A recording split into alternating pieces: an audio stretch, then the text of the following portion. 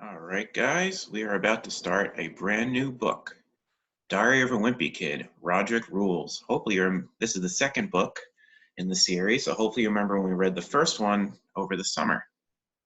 So there is the main character, Greg, and his older brother, Rodrick. It's by Jeff Kinney.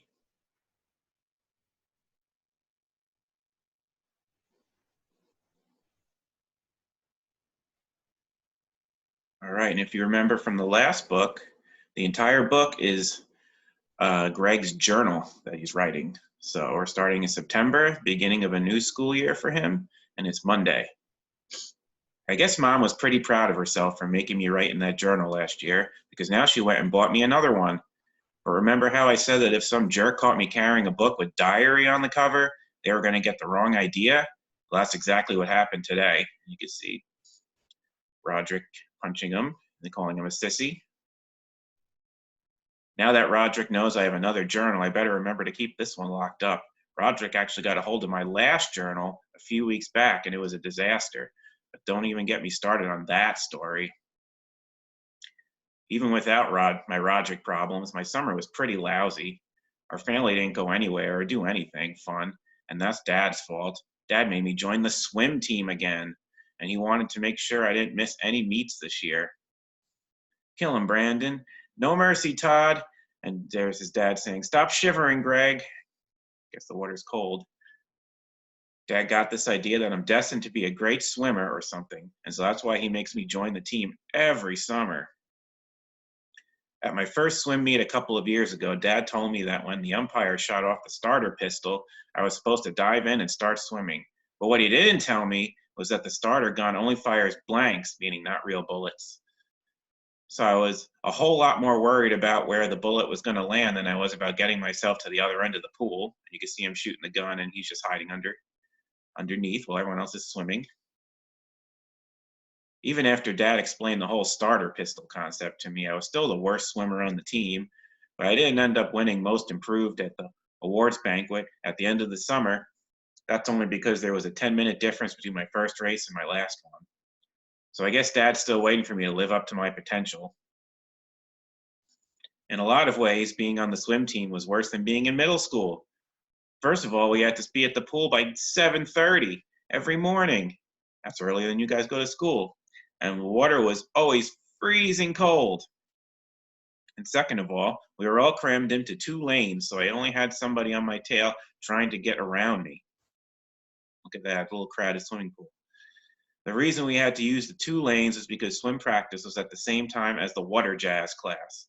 I actually tried to convince Dad to let me do water jazz instead of swim team, but he wouldn't go for it. There's a bunch of old ladies and Greg doing water jazz. And that says, "Come on, ladies, get those arms up."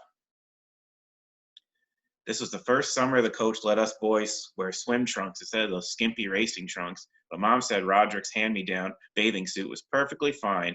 "Your friends will be jealous because you'll be so fast," she said. But no, they're just laughing at him because he has this little bathing suit on. After swim practice, Rodrick would pick me up in his band's van. Mom had this crazy idea that if me and Rodrick spent quality time on the ride home every day, we wouldn't fight as much. But all it did was make things a lot worse. Rodrick was always a half hour late picking me up, and he wouldn't let me sit up front. He said the chlorine would ruin his seat, even though the van is something like 15 years old. "Get in the back," he said, and you can see, remember, his band's name is Loaded Diaper.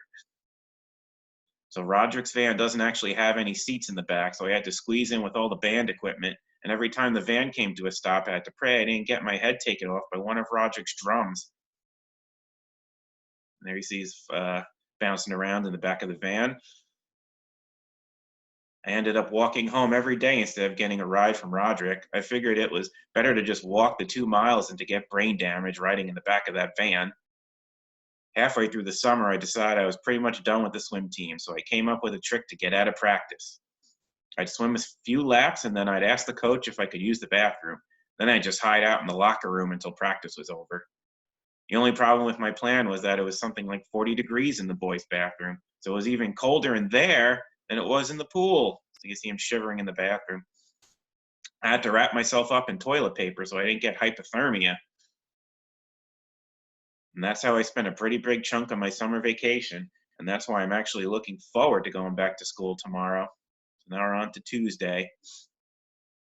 When I got to school today, everybody was acting all strange around me, and at first I didn't know what was up, and they're all running away screaming from them. Then I remembered I still had the cheese touch from last year. I got the cheese touch in the last week of school, and over the summer I completely forgot about it. Now the cheese touch was something from the last book, and if you don't remember how that works, I actually have a video here from the movie we watched, a clip that explains it. So I'm going to jump to that real quick.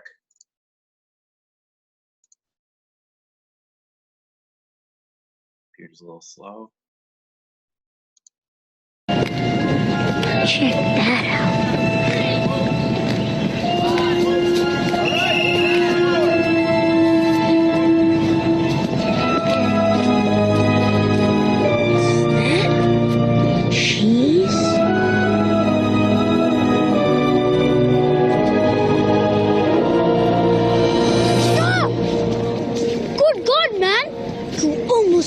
Cheese touch. The what? The cheese touch. Nobody knows when or how, but one day that cheese mysteriously appeared on the blacktop. Nobody knew who it belonged to. Nobody touched it. Nobody threw it away. And so there it sat, growing more foul and powerful by the day. Then one day, a kid named Darren Walsh made the biggest mistake of his life. Look at it, really! Darren had the cheese touch. It was worse than nuclear cookies. He became an outcast. The only way to get rid of the cheese touch was by passing it on to someone else.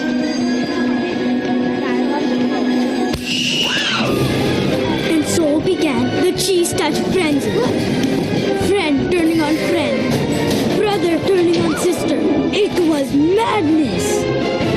Until a German exchange student named Dieter Müller took it away. Dieter hat the cheese touch. Der Cheese Touch? Wie bitte? Ich verstehe nicht. Warum rennt ihr? Was soll das heißen, der Cheese Touch? Sadly for Dieter, that fact was lost in translation. Thankfully, he moved back to Düsseldorf and took the cheese touch with him. So the cheese sits, patiently waiting for its next victim. Wow. This is a terrible place.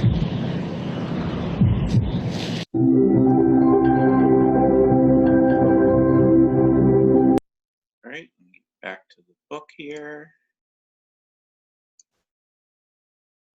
So that was the cheese touch review.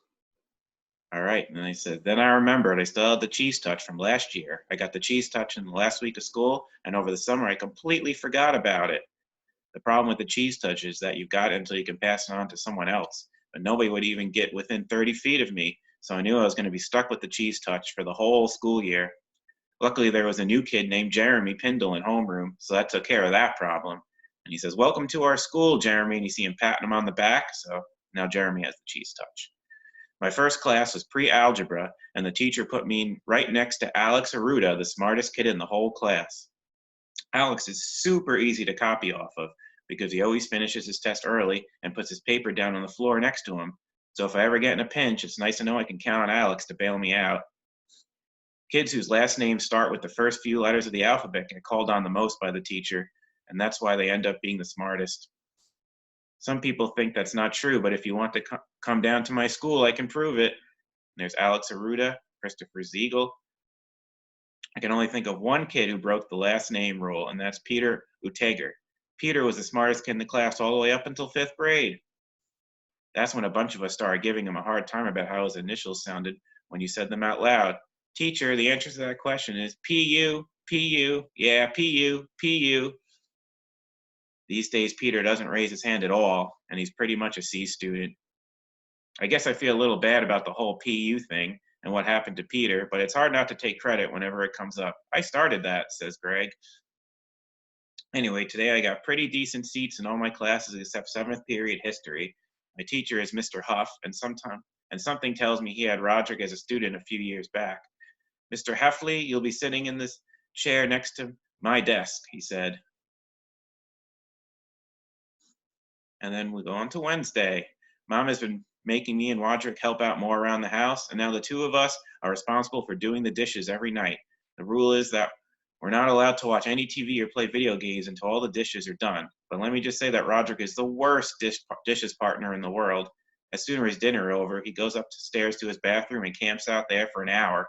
And by the time he comes back downstairs, I'm already done. But if I ever complain to Mom and Dad, Rodrick always pulls out the same lame excuse. My body is on a schedule, he says.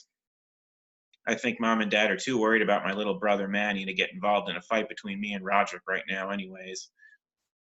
Yesterday, Manny drew a picture at daycare, and Mom and Dad got really upset when they found it in his backpack. You can see his picture. Mom and Dad thought the picture was supposed to be of them, so now they're acting all lovey in front of Manny. I love you so much, and I love you so much. I knew who was really supposed to be in the picture. It was me and Rodrick. We got into a big blowout over the remote control the other night, and Manny was there to witness the whole thing. But Mom and Dad don't need to know to find out about that. All right. I think we will stop it here and we'll continue the story tomorrow. All right.